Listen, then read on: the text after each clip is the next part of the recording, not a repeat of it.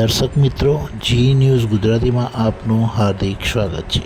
શ્રી હનુમાનજી પ્રાગટ્ય દિવસ 2082 ચૈત્ર સુદ પૂનમ ગુરુવાર તારીખ 2/4/2026ના રોજ શ્રી પંચમુખી હનુમંત ધામ વિરોધ રોડ મોટનાથ મહાદેવની સામે હરણી રોડ ઉજવવામાં આવ્યો હતો, જેમાં ભાવિક ભક્તોએ દર્શનનો લાભ લીધો હતો. જેમાં ત્રિદિવસીય શ્રી વિષ્ણુ મહાયજ્ઞ મહોત્સવ તથા સંતોનો ભંડારો તેમજ હનુમાનજી પ્રાગટ્ય દિવસ ઉજવવામાં આવ્યો હતો.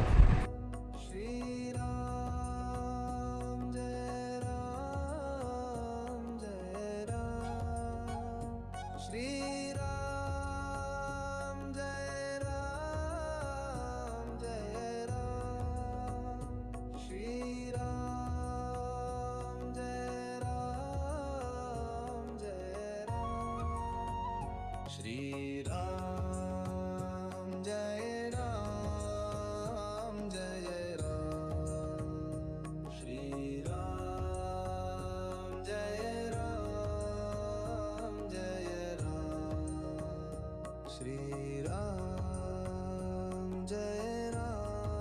આજે હનુમાનજીનો જન્મદિવસ છે. હનુમાન જયંતિ તરીકે ઉજવાય રહ્યો છે પૂરા ભારતભરની અંદર. તો ખાસ તો કે જયંતિ અમુક જે વિવાદ ચાલે કે જયંતિ ના હોય છે, પણ શાસ્ત્રમાં સ્કંદ પુરાણ અને ભવિષ્ય પુરાણ જયંતિ જેનો જય જયકાર ચાલુ છે, ચાલુ રહેવાનો છે, ક્યારે બંધ નથી થવાનો, એની જ જયંતિ ઉજવાય. સ્કંદ પુરાણ અને ભવિષ્ય પુરાણ કહે છે. તો એવા હનુમાનજીની ચારો એવી પ્રતાપ છે, એનો લોક હાંકતે કાપે એવા હનુમાનજી મહારાજનો જન્મદિવસ છે. ત્યારે મને ખાસ વર્ષોની અમારી તપસ્યા બાદ સ્કંદ પુરાણ વિશ્વામિત્ર મહાત્મ્યના આધારે કે એક ભારતનું સર્વશ્રેષ્ઠ મંદિર કે શ્રી રામજી બોલ્યા છે. સ્કંદ પુરાણે લખ્યું શ્રી રામજી બોલ્યા, અને ભગવાન કૃષ્ણએ કહ્યું છે કે જગત પ્રાણ સુતક તત્ર જાણી પતે પ્રવિત પરિત્રાણાય લોકાનામ તિષ્ઠા એકાદશેશ્વર. કે એકાદશેશ્વર તરીકે જો હનુમાનજી મહારાજ કોઈ જગ્યાએ બિરાજતા હોય એ માત્ર ને માત્ર શ્રી હનુમાન હરની માં જ બિરાજે. અને એથી વિશેષતા બતાવો કે દરેક મંદિરના મૂર્તિ હોય કે કોઈ સ્વરૂપ હોય કે તો ચલ પ્રતિષ્ઠા, પ્રાણ પ્રતિષ્ઠા અને સ્વયંભૂ આ રીતે હોય છે. અને અહીંયા આગળ ન પ્રાણ પ્રતિષ્ઠા છે કે ન ચલ પ્રતિષ્ઠા છે ને કોઈ પ્રતિમા સ્થાપિત છે. અહીંયા આગળ રામજી સંસ્થાપ્ય પ્રતિમામ સ્વીયામ, રામજીના આદેશથી અહીંયા મૂર્તિ સ્થાપિત કરી છે, ના સ્વયંભૂ છે.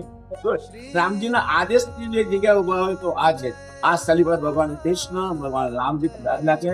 અને રામજીની આજ્ઞા હનુમાનજી જયારે શિવ રૂપમાં સ્વીકારી છે, એનું પ્રમાણ રામચરિત માનસના બાલકાંડની અંદર 47માં 63 દોહા 74 દોહાની અંદર બીજી અને ચોથી દોહા પાન નંબર 92માં લખી છે, શિર ધરી આયુ કરે મારા પરમ ધર્મ નાથ હમારા, તુમ સબ પ્રાર્થી પરમ હિતકારી આજ્ઞા શ્રી નાથ. જે ચોપાઈ લખેલું હતું એ ચોપાઈને આબેહૂબ પ્રતિમા હનુમાનજી મહારાજની છે.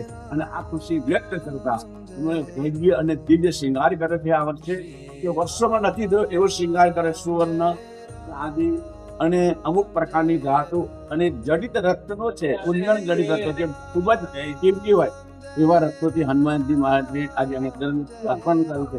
અને આજે હનુમાનજીની કેટલી પ્રાર્થના છે કે આખા વિશ્વનું કલ્યાણ થાય. જે લોકની અંદર આજે વિશ્વની અંદર યુદ્ધની વાતો થઈ રહી છે, યુદ્ધ થઈ રહ્યા છે, યુદ્ધ થઈ રહ્યા છે, તો હનુમાનજી મહારાજ આ જ પ્રાર્થના છે કે આજે તમારા જન્મ દિવસે વિશ્વનું કલ્યાણ થાય અને લોકો આનંદથી રહે, એકબીજાના રાગ દેશ ભૂલી અને આખા વિશ્વનું શાંતિ.